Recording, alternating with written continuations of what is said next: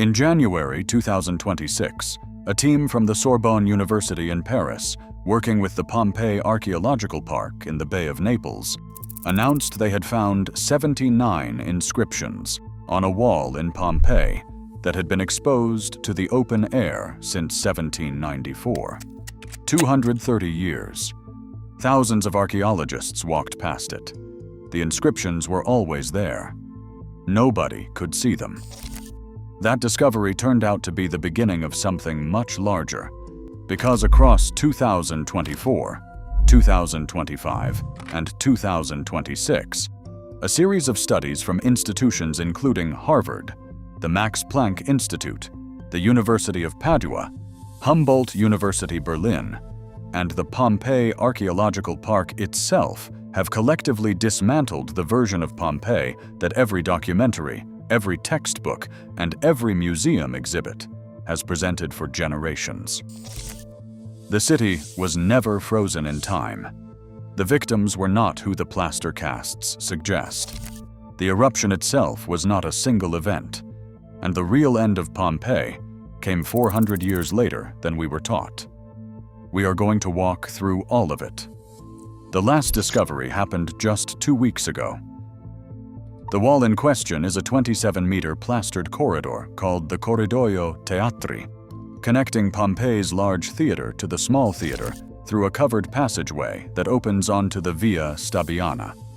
It was not a forgotten side street. Park director Gabriel Zuchtriegel describes it as one of the most social spaces in the ancient city, a place where Pompeians lingered between performances, gossiped, conducted business, and scratched their thoughts into wet plaster the way we post online today. Across all of Pompeii, roughly 10,000 to 11,000 inscriptions are documented. This single corridor is disproportionately dense. The project behind the discovery is called Bruits de Couloir, Corridor Whispers. It was led by Louis Autin and Héloïse Letellier-Taillefer of the Sorbonne and the Institut Universitaire de France, together with Marie-Adeline Le Guennec from the Université du Québec à Montréal. Their technical partner, Eloy Gattet, founder of Mercurio Imaging, built custom rigs for a technique called Reflectance Transformation Imaging. RT, photographs a surface dozens of times under a fixed camera, while light sources illuminate it from shifting angles. A computer composites the differential shadows into a three-dimensional surface model, where incisions less than 1 millimeter deep cast sharp shadows and become readable. Zuchtriegel called it the largest-scale RTI deployment ever attempted at Pompeii. Before this project, roughly 200 inscriptions had been catalogued on these walls over 2 centuries. The team added 79 new ones and comprehensively reread the rest. Their findings were published in the e-journal of the Pompeii Excavations, the peer-reviewed journal Zuchtriegel launched for rapid scientific dissemination. Field campaigns ran in 2022 and 2025. A public three-dimensional photogrammetry platform is planned for June 2026. What the new inscriptions actually say is where this gets remarkable. One reads Erato amat, Erato loves, and then the name of her beloved is lost, worn away by centuries of weather. Le Guennec described it as a near-lost fragment of intimacy. The fact that Erato, almost certainly a woman, both wrote and was publicly named, tells us something about female literacy in this working-class district that formal Roman histories rarely acknowledge. A slave named Methe scratched a prayer into the plaster. She loves Cresto in her heart and prays that the Venus of Pompeii be favorable to both of them and that they always live in harmony. A woman with no legal autonomy, making a permanent declaration of love on a public wall. That inscription outlasted her by 1,947 years.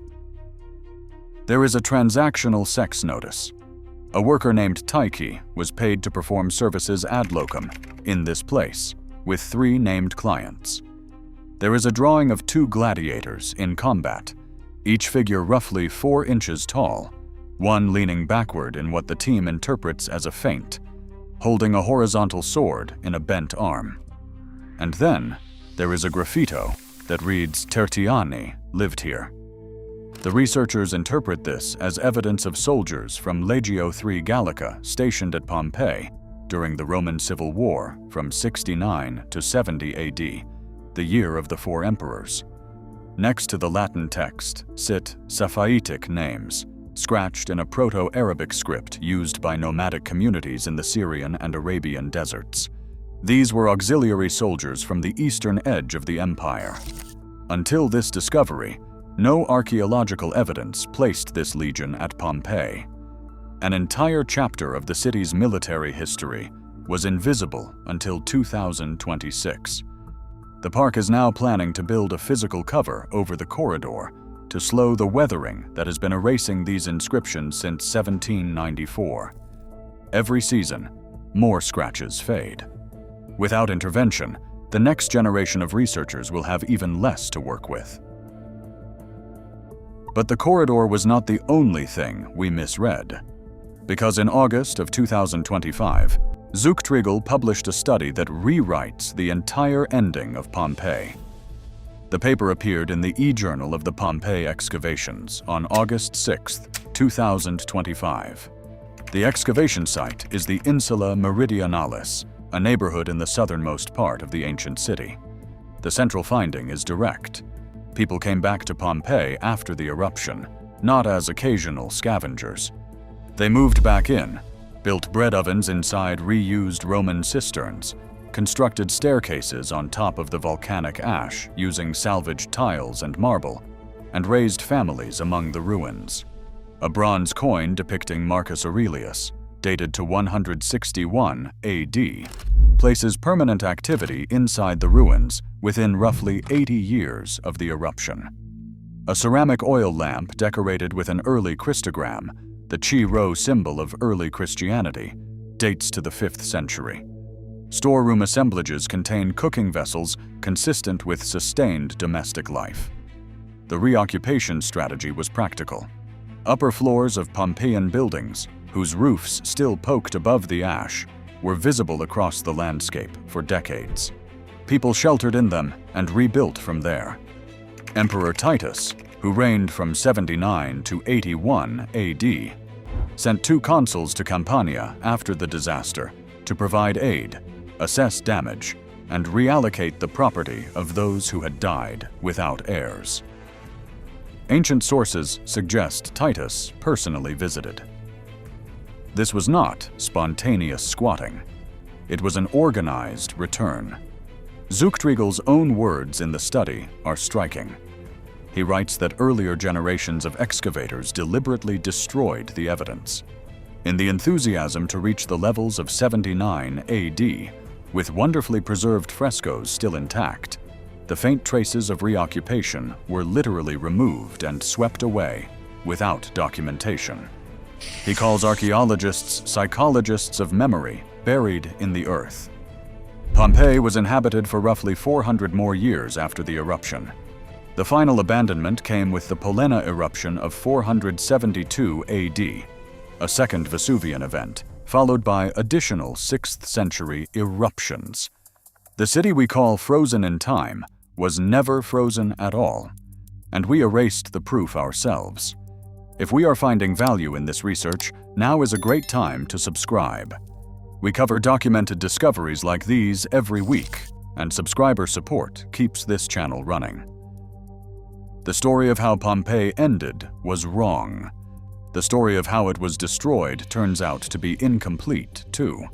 In July 2024, volcanologist Domenico Sparice of the Istituto Nazionale di Geofisica e Vulcanologia, the Vesuvius Observatory in Naples, published a study in Frontiers in Earth Science with co-authors Valeria Amoretti, Fabrizio Galladini, Mauro Di Vito, and Zuchtriegel. At the Insula of the Chaste Lovers in Reggio 9, 2 men over 55 were found crushed beneath a collapsed internal wall. One showed more than 20 rib fractures. Both had crush trauma to the face, pelvis, and limbs. These are not injuries from suffocation or incineration. They match the trauma patterns of modern earthquake collapse victims. Sparice's team identified a third, previously unrecognized phase of the 79 AD disaster. Between the initial rain of volcanic stones and the final pyroclastic flows, a severe earthquake, roughly magnitude 5.8, shook the city while the eruption was still underway. Pliny the Younger described strong tremors in his letters to the Roman historian Tacitus, but until this study, no one had confirmed them as a distinct lethal phase. Bioarchaeologist Christina Kilgrove of the University of Florida called it the most impressive micro-excavation of a specific room she had ever seen. The victims themselves were also misidentified. In November 2024, a team including Elissa Mittnik of the Max Planck Institute for Evolutionary Anthropology, Elena Pilli and David Caramelli of the University of Florence, and David Reich of Harvard Medical School published ancient DNA results in Current Biology. They extracted genomes from bone fragments embedded inside the famous plaster casts, first developed by archaeologist Giuseppe Fiorelli in 1863. 14 casts were sampled. 5 yielded usable data. The results: overturned decades of museum interpretation. The figure in the House of the Golden Bracelet, long identified as a mother clutching her child, was a genetic male. The child was also male. They were unrelated. The embracing sisters of the House of the Cryptoporticus included at least one genetic male. All 5 sequenced individuals were male, and their ancestry was overwhelmingly Eastern Mediterranean, matching the cosmopolitan population of contemporaneous Rome. Pompeii was not an Italian town of local families. It was a diverse port city whose residents had arrived from across the Eastern Empire within the preceding generations. The implications run deeper than identity. If these figures were not families, then the narratives archaeologists built around their body positions, the protective embraces, the maternal gestures, the final acts of love, were projections. Stories we told because they fit what we expected to find, not what the bones contained. Even the eruption date is contested. The traditional August 24th comes from medieval manuscript copies of Pliny's letters, but the date varies across surviving versions. A charcoal inscription found during recent excavations, dated to October 17th, was written during a renovation the eruption interrupted. Charcoal fades within months, locking it to 79 AD. Carbonized pomegranates and walnuts point to an autumn harvest. Wind analysis shows the ash pattern matches autumn high-altitude regimes, not summer. Victims wore warmer clothing than August in Campania would require. Most working archaeologists now date the eruption to late October, 79 AD. Richard Abdy of the British Museum has argued in the Numismatic Chronicle that a disputed coin dates to the summer of 79 AD, keeping the debate alive. But the consensus has shifted toward autumn. The most recent discovery came on April 27, 2026. The Pompeii Archaeological Park and the University of Padua released the first artificial intelligence facial reconstruction ever performed on a Pompeii victim. The excavation took place at the Porta Stabia necropolis, just outside the southern walls, inside the monumental tomb of Numerius Agrestinus Equitius Pulcher, a Pompeian magistrate of the Augustan age. 2 male skeletons were found inside the tomb area, having died at different phases of the eruption. The younger man died in a pyroclastic surge later in the event. The older man died earlier, during the initial stonefall. His body was found with a fractured terracotta mortar, a heavy bowl normally used to grind grain, pressed against his skull, its surface scarred by the impact of falling debris. He had been holding it above his head as a shield against the rain of volcanic stones. In his other hand were 10 bronze coins. Next to him lay an oil lamp whose flame had long gone out. On his finger, a small iron ring. He was running toward the coast in the dark, carrying everything he thought he needed to survive. Luciano Floridi, founding director of Yale's Digital Ethics Center, said the man carried what he thought was useful for finding his way in the dark. Professor Jacopo Bonetto of the University of Padua stressed that the AI reconstruction must be carefully controlled and always guided by specialists. The result is an interpretive composite, not a photograph. But the image shows him running along a debris-covered road, the mortar held overhead, Vesuvius erupting behind him. It is the most human document Pompeii has produced in decades. The technology reshaping Pompeii extends beyond its dead. In December 2025, Professor Susanne Muth of the Winkelmann Institute at Humboldt University Berlin revealed the first results of a project called Pompeii Reset. Using terrestrial LiDAR laser scanning combined with drone-mounted photogrammetry, her team digitally reconstructed vanished upper floors by reading beam sockets, ceiling stubs, and orphaned staircases that had been visible for decades but never interpreted as a system. The flagship result is the Casa del Tiasso in Reggio 9. A stone staircase appears to lead nowhere, finished steps rising toward a broken wall.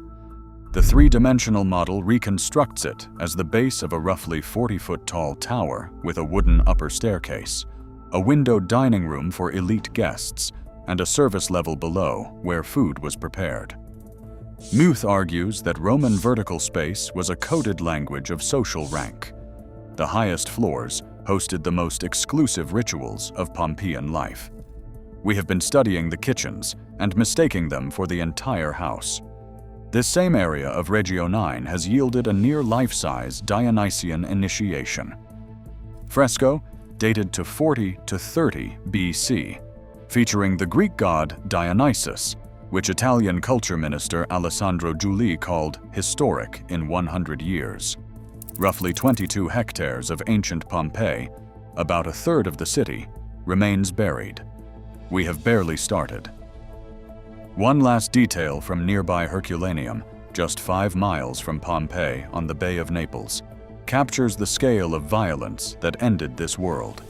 In February 2025, Guido Giordano of Roma Tre University and Pier Paolo Petrone of the Università di Napoli.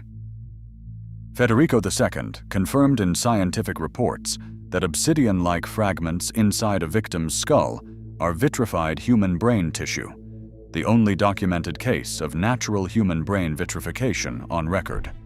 The physics require heating above 510 degrees Celsius, roughly 950 degrees Fahrenheit, followed by cooling so rapid that organic matter locks into glass without crystallizing. A superheated ash cloud arrived, killed the victim, and vanished within seconds. The victim was found in 1961, lying face down on a wooden bed in the Collegium Augustaleum of Herculaneum. His brain became glass in the time it takes to draw a single breath. Not every researcher agrees. Alexandra Morton Hayward of Oxford challenged the finding in a 2020 paper, arguing the flows were not hot enough. Independent researchers have been unable to obtain samples for verification. The fragments exist. No alternative explanation has accounted for their molecular structure.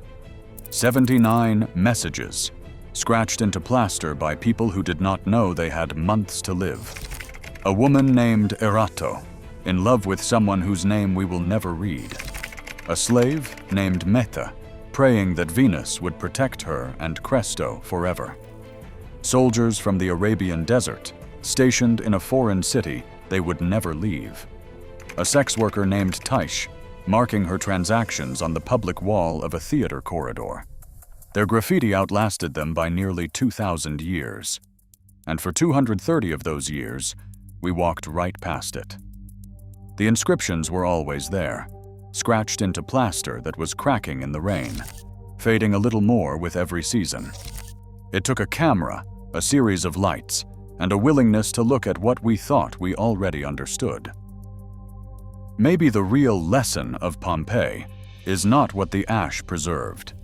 It is what we stopped looking for, even when it was right in front of us.